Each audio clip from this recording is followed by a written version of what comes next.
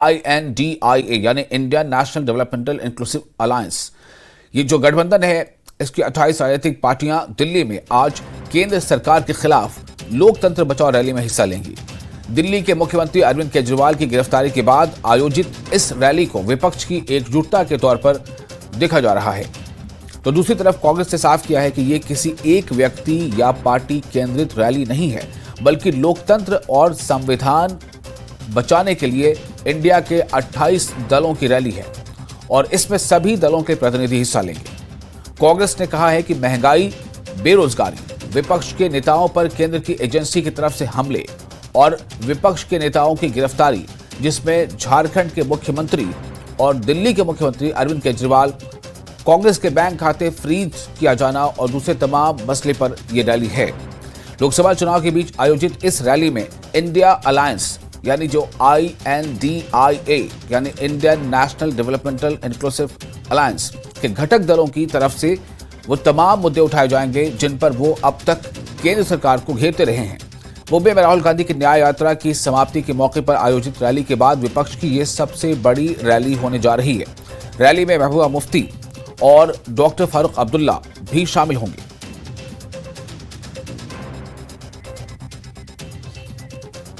और दिल्ली से हमारे रिपोर्टर रवि मिश्रा इस वक्त जुड़ चुके हैं ज्यादा जानकारी के साथ।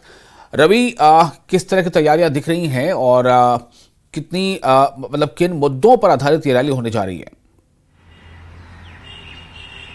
देखिए, साफ तौर पर एक बड़ी रैली का आगाज आज यहाँ पे होते हुए नजर आएगा। राजधानी दिल्ली के रामलीला ग्राउंड में तमाम जो विपक्षी दल के जो नेता हैं, बड़े शीर्ष नेतृत्व हैं, तमाम जो क्षेत्रीय पार्टी हैं, नेशनल पार्टी हैं, तमाम लोग यहाँ पर पहुंचेंगे और एकजुट होकर रामलीला ग्राउंड पे तमाम ये दल एक साथ कंधे से कंधा, कदम से कदम मिलाकर खड़े होंगे केंद्र सरकार के खिलाफ। साफ तौर पर जिस तरीके से दिल्ली के मुख्यमंत्री की गिरफ्तारी, उससे पहले झारखंड के मुख्यमंत्री की गिरफ्तारी, और कहीं ना कहीं ये सवाल लगातार विपक्ष उठाते आया है और तमाम बड़े मुद्दे होंगे। जिस तरीके से आपने अभी इंट्रो में बताया कि महंगाई का मुद्दा है, आगामी लोकसभा चुनाव से पहले ये तमाम मुद्दे उठाए जा रहे हैं और ये एक ज़रूरी चीज़ ये होगी कि आज ये जो दल पर तमाम लोग, इस मंच पर तमाम दल जो खड़े होंगे, वो आज एकजुट दिखाई दें। अगर उनके विचारों में कहीं ना कहीं विरोधाभास देखने को मिला तो कहीं ये गलत मैसेज ना जाए, क्योंकि तमाम ये दल एकजुट हुए हैं चुनाव से पहले एक साथ केंद्र सरकार के खिलाफ। और जिस तरीके से ईडी की लगातार ये लोग आरोप लगाते आए हैं कि ईडी की जो तमाम कार्रवाइयाँ हो रही हैं वो सरकार द्वारा प्रभावित हैं, तमाम चीज़ों को लेकर विपक्ष हमेशा मुद्दे उठाता आया है। आज इस मंच के तहत रामलीला ग्राउंड पर तमाम कार्यकर्ता मौजूद होंगे, अलग अलग दल के कार्यकर्ता मौजूद होंगे। बात करें CPM, CPIM, क्या कहना, महबूबा मुफ्ती की पार्टी और तमाम लोग, जिस तरीके से RJD के लोग होंगे, RJD के नेता होंगे, तृणमूल कांग्रेस के तमाम बड़े शीर्ष नेतृत्व होंगे, डेरेक ओब्रायन यहाँ पर पहुँचेंगे, उसकी संभावना है। वहीं बात करें तो तमाम दल के बड़े नेता, समाजवादी पार्टी के अखिलेश यादव यहाँ पर मौजूद हो सकते हैं, सोनिया गांधी यहाँ मौजूद हो सकती हैं, राहुल गांधी यहाँ पहुँचेंगे। तमाम लोग आज एक संदेश देने वाले हैं। आज देखना ये होगा कि केंद्र सरकार के खिलाफ तमाम लोग पहुंचकर क्या मुद्दे उठाते हैं और जिस तरीके से आगामी लोकसभा चुनाव बिल्कुल नजदीक है, तो क्या ये एकता, क्या ये एकजुटता तब तक रह पाती है या फिर चुनाव के समय बयानबाजी देखने को मिलेगी? जी, तो जो दल इसमें शामिल हो रहे हैं, सबसे अहम उसमें यह भी है कि इसमें doctor Farooq Abdullah national conference की तरफ से आने वाले जैसा कि सूचना है, और PDP की जो सदर हैं महबूबा मुफ्ती, वो भी इसमें शामिल होंगी।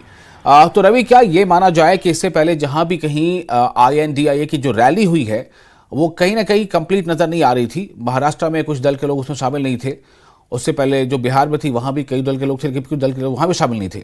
तो क्या ये माना जाए कि चाहे वो पटना में रैली हुई हो, चाहे महाराष्ट्र में यानी मुंबई में, तो ये रैली ऐसी रैली होने जा रही है इंडिया की जिसमें शायद इन दोनों के मुकाबले ज्यादा दलों के प्रतिनिधि इस रैली में मौजूद होंगे?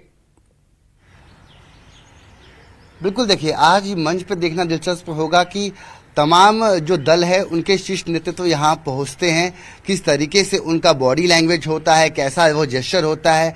आज के दिन के लिए ही वो यहाँ मंच पर हैं या फिर ये एकता, ये एकजुटता आगे भी रहने वाली है लोकसभा चुनाव तक, लोकसभा चुनाव के बाद तक। मगर जिस तरीके से कई हमने बयान देखे, हमने इससे पहले की रैलियां देखी, वहां पे कहीं ना कहीं इनके बयानों में भिन्नता दिखी।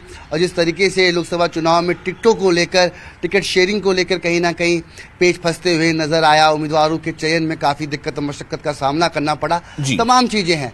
मगर अब जब देश में जिस तरीके से ये लोग तमाम मुद्दे उठा रहे हैं कि देश में इस तरीके से गलत हो रहा है, ईडी का दुरुपयोग कर रही है केंद्र सरकार, और लगातार कांग्रेस और विपक्षी दलों पर निशाना साधा जा रहा है, अरविंद केजरीवाल की गिरफ्तारी हो गई, आम आदमी पार्टी के कई ऐसे मंत्री हैं जिनको गिरफ्तार कर लिया, अभी वो सलाखों के पीछे हैं।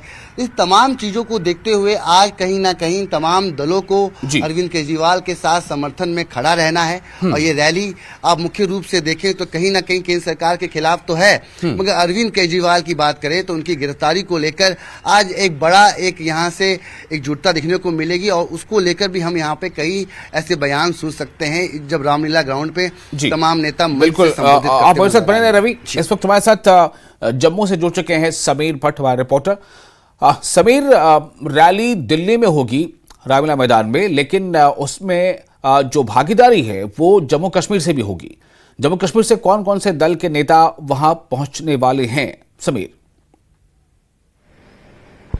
देखिए, अभी तक जो हमें जानकारी है, पीडीपी की चीफ महबूबा मुफ्ती वो तो कल ही पहुंच गई थी, और नेशनल कॉन्फ्रेंस के जो प्रेसिडेंट है और former chief minister doctor Farooq Abdullah वो भी इस रैली में शामिल होंगे। जाहिर तौर पर ये आप देख लीजिए, इंटरेस्टिंग बात यह है कि दोनों पार्टियां जो नेशनल कॉन्फ्रेंस और पीडीपी, अगर जम्मू कश्मीर की राजनीति की बात करें तो लोकसभा इलेक्शन से पहले वो इकट्ठे थे। और यहाँ पे अगर हमने देखा कश्मीर वैली में भी और जम्मू में भी, जब भी यहाँ अपोजिशन की मीटिंग होती थी तो उसको चेयर कौन कर रहे थे, उनको कन्वे कौन कर रहे थे, वो डॉक्टर फारूक अब्दुल्ला करते थे। और उसमें पीडीपी चीफ महबूबा मुफ्ती जरूर होती थी और उनका एक अच्छा रोल था। लेकिन जैसे ही लोकसभा इलेक्शंस की अनाउंसमेंट हो गई, दोनों पार्टियों में टकराव शुरू हो गया। और टकराव शुरू हुआ अनंतनाग लोकसभा सीट के लिए, क्योंकि पीडीपी चाहती थी कि लोकसभा इलेक्शन वो वहां से लड़े और उसको ये सीट मिले, लेकिन उमर अब्दुल्ला ने उस पर सख्त रवैया अपनाया। और अभी तक हालांकि दोनों पार्टियों में से किसी ने भी कैंडिडेट वहां पे घोषित नहीं किया, लेकिन जो खबरें आ रही हैं कि दोनों पार्टियां वहां से चुनाव लड़ेंगी। तो जम्मू कश्मीर में ये अलग अलग हैं। लोकसभा इलेक्शंस में फिलहाल दोनों पार्टियों ने अलग अलग राह अपना ली है, लेकिन नेशनल लेवल पे क्योंकि इंडिया ब्लॉक के ये दोनों घटक हैं, दोनों हिस्सेदार हैं। और अभी आपने कुछ दिन पहले देखा कि मुंबई में जब रैली हुई थी शिवाजी पार्क में, जब राहुल गांधी का जो यात्रा थी, न्याय यात्रा, उसकी कल्मिनेशन हुई थी, उसका इख्तिताम हुआ था, तो उस दिन भी फारूक अब्दुल्ला और महबूबा ने उसमें शिरकत की थी। लेकिन अब दूसरी बार ये पिछले अगर हम 15-20 दिनों की बात करें तो दूसरी बार इनको ये मौका मिल रहा है। लेकिन सवाल यही उठ रहा है कि अगर जम्मू कश्मीर की राजनीति में ये अलग अलग है तो नेशनल लेवल पे ये दिखाना क्या चाहते हैं? पार्टियां दोनों एक दूसरे को यहाँ पे अटैक कर रही हैं, काउंटर अटैक हो रही हैं सियासी तौर पे, लेकिन जम्मू कश्मीर की सियासत में ये अलग अलग है। लेकिन जब नेशनल लेवल की सियासत है उसमें ये दिखा रही है कि हम एक दूसरे के साथ हैं।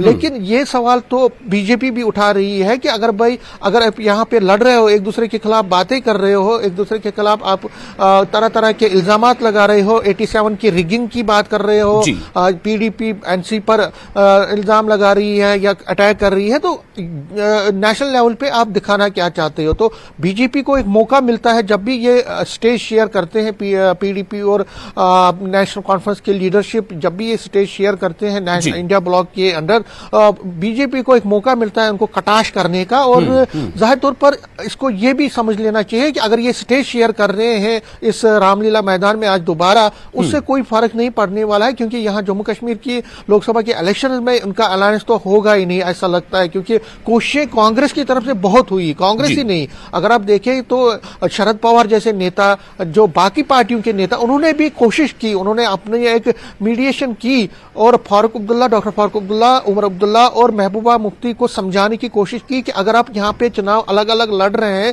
तो उसका एक गलत परिणाम निकलेगा, गलत एक इशारा मिलेगा और गलत इसका एक इम्पैक्ट फर्क पड़ेगा, लेकिन सियासत में हर कोई पार्टी अपने इंटरेस्ट का पहले देखती है। तो इस बार भी नेशनल कॉन्फ्रेंस ने अपना देखा, उन्होंने कहा कि जो 3 की 3 सीटें हमने 2019 में जीती थी उसको हम कॉम्प्रोमाइज नहीं करेंगे। तो उनकी जो जिद थी या उनका जो स्टैंड था उसके सामने इंडिया ब्लॉक के जो बाकी नेता हैं उनको झुकना पड़ा, और अभी तक जो इशारे मिल रहे हैं कि नेशनल कॉन्फ्रेंस 3 की 3 कश्मीर की सीटों पर चुनाव लड़ेगी। हालांकि अभी तक उन सीटों पर उन्होंने नाम घोषित नहीं किए हैं, न ही पीडीपी ने अपने नाम घोषित किए हैं, लेकिन दोनों पार्टियां बड़े शिद्दत से इसमें कैंपेन में जुटी हुई है। और अगर आप हर दिन देखें, उमर अब्दुल्ला हो या महबूबा मुफ्ती, अभी महबूबा मुफ्ती राजौरी और पुंछ के टूर पर थी, जम्मू भी आई थी। उमर अब्दुल्ला लगातार तीनों की तीनों सीटों पे लगातार प्रचार कर रहे हैं। वो सोपोर भी जा रहे हैं, कुपवारा भी जा रहे हैं, कुलगाम भी जा रहे हैं,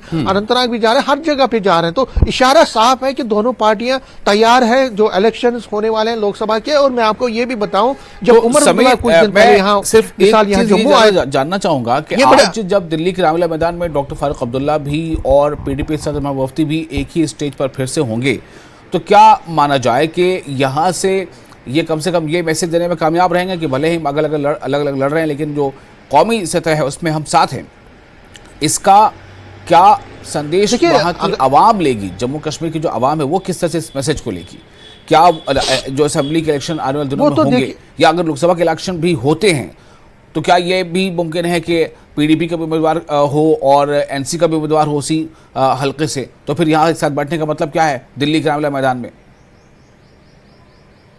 देखिए विशाल, आपने जो बात कही वही मैं कहने वाला था। बात यह है कि जब उमर अब्दुल्ला कुछ दिन पहले यहाँ जम्मू आए थे, एक प्रेस कॉन्फ्रेंस हुई थी, उसमें उनसे मैंने बहुत सारे सवाल पूछे। तो एक सवाल मैंने ये भी पूछा था कि क्या असेंबली इलेक्शन जब विधानसभा पोल्स होंगे तो क्या आप अलहदा लड़ेंगे, क्योंकि आप लोकसभा इलेक्शन में अलग लड़ रहे हैं पीडीपी से। हालांकि कांग्रेस के साथ दोनों पार्टियां हैं, कांग्रेस के साथ उनका अच्छा है, कांग्रेस जम्मू और उधमपुर से लड़ रही है और यहाँ पे उनका कोई ज्यादा बेस नहीं है। तो उन्होंने कांग्रेस को एक तरह से फ्री जोन दे दिया। लेकिन मैंने उमर अब्दुल्ला से जब पूछा तो उनका जवाब सुनिए। उन्होंने कहा कि अगर पीडीपी अच्छी परफॉर्मेंस करती है लोकसभा इलेक्शन में, तब हम सोचेंगे कि हम उनके साथ असेंबली इलेक्शन में जाएं कि ना जाएं। जाहिर तौर पर इशारा था कि हम नहीं लड़ेंगे, हम जाएंगे नहीं, अलायंस नहीं करेंगे पीडीपी के साथ। उनका ये इशारा था। उमर अब्दुल्ला वो शख्स है, वो पार्टी नेशनल कॉन्फ्रेंस के लीडर है जो पीडीपी के साथ जाना नहीं चाहते। फारूक अब्दुल्ला चाहते थे, फारूक अब्दुल्ला एडजस्टमेंट चाहते थे, लेकिन उमर अब्दुल्ला नहीं माने। खैर, जो आपने सवाल पूछा है, कंफ्यूजन तो होता है। देखिए यहां पे अलायंस में नहीं है, कौमी सतह पे दिखा रहे हैं कि हम इकट्ठे हैं। लोग समझदार हैं, लोग आज का वोटर समझदार है, आज का सोशल मीडिया है, आपके प्लेटफॉर्म से सोशल मीडिया है, बहुत ज्यादा लोगों को जानकारी मिलती है। लोग सवाल भी उठाते हैं। जब हम लोगों से बात करते हैं वो कहते हैं कि ये कौन सा सियासत है कि आप दिल्ली जाके मुंबई जाके इकट्ठा एक ही स्टेज शेयर करते हो और यहाँ पे आप एक दूसरे को कटाश करते हो, दूसरे को सियासी तौर पर नीचा दिखाने की कोशिश करते हो। तो सियासत अगर करनी है, सियासत एक ही जैसी होनी चाहिए। अगर आप जम्मू कश्मीर में एक सियासत कर रहे हो, बाहर जाके दूसरी सियासत कर रहे हो, तो ये लोगों को हजम नहीं हो रहे, लोगों को इससे कंफ्यूजन बढ़ जाता है और लोग ये समझ नहीं पा रहे हैं कि जम्मू कश्मीर में अगर कौमी सतह पे ये इकट्ठे दिखाने की कोशिश कर रहे हैं तो जम्मू कश्मीर में इकट्ठे क्यों नहीं है? क्या वजह है कि यहाँ पे ये इकट्ठे नहीं हो रहे? तो लोग तरह तरह की बातें करते हैं, लोग कंफ्यूजन में आ जाते हैं, वोटर के कोई भी एक अच्छा इशारा नहीं मिलता है। और जो अपोजिशन पार्टीज हैं, खासकर बीजेपी जो कि दोनों पार्टियों की सबसे बड़ी हरीफ है यहाँ जम्मू कश्मीर में, वो उसको मौका मिलता है, वो लगातार हमला करती है और लगातार सवाल पूछती है इन पार्टियों से कि भाई आप बताइए। इसी बात को एक बार रवि के पास लेकर चलता हूं। रवि हमारे साथ बने हुए दिल्ली से। रवि, क्या आपने कहीं पे कोई ऐसा बोर्ड भी देखा जिसमें महबूबा मुफ्ती और डॉक्टर फारूक अब्दुल्ला एक साथ नजर आ रहे हो? क्योंकि ऐसे बहुत सारे कटआउट्स या होर्डिंग्स तो वहां लगे हैं दिल्ली में। देखिए, फिलहाल मेरी नज़र में तो ऐसा नहीं पड़ा, मगर जरूर अगर आपने बताया तो इस पर जरा मैं नज़र रखूंगा और अगर ऐसी पोस्टर्स और वर्डिंग्स होंगे तो जरूर से साझा भी करेंगे जी। और ये दिलचस्प बात है कि अगर राजनीति अगर इस तरीके से है कि अगर अब केंद्र लेवल पर, सेंट्रल लेवल पर तमाम ये जो क्षेत्रीय पार्टी हैं वो एकजुट होते हुए दिखेंगे, भले ही विचारधारा अलग हो, मगर जब आप एकजुट होकर और एक मुद्दे को लेकर अगर आगे बढ़ते हैं, तमाम संगठन, तमाम राजनीतिक दल एक साथ होते हैं, एकजुट होते हैं, तब बातें क्या होती हैं और कैसा बॉडी जेस्चर होता है, किस तरीके से तमाम सकारात्मक ये नेता नज़र आते हैं, क्योंकि इनकी कोशिश यही होती है कि एकजुटता दिखाएं, समाज में एक मैसेज जाए। चुनाव से पहले तमाम लोग एक दल एक साथ एक मंच पे दिखेंगे तो कहीं ना कहीं एक बड़ी बात होगी। और एक इतिहास के पन्नों में अगर देखें तो आज का दिन यदि दर्ज होने वाला है, एक राजनीतिक क्रम से देखें तो एक बड़ा एक घटना होने वाला है जिसमें तमाम लोग पहुंचेंगे और एक बड़ी यहाँ पे देखेंगे कि एक बड़ी बातें यहाँ रखी जाएंगी और तमाम बड़े नेता एकजुट होंगे। तो एक बड़ी खबर है राजधानी दिल्ली से आज कि रामलीला ग्राउंड पे जब ये तमाम 10 बजे के आसपास ये नेता पहुंचना शुरू होंगे तब देखना दिलचस्प होगा कि किस तरीके से मंच से अपनी बात यहाँ पर रखी जाती है। जी रवि और समीर, आप दोनों का बहुत बहुत शुक्रिया। हम फिर आपके पास वापस लौटेंगे इस खबर पर और ज़्यादा जानकारी के लिए। तो फिलहाल आप दोनों का शुक्रिया अदा करते हैं। अपने दर्शकों को बता दें कि दिल्ली के रामलीला मैदान में आज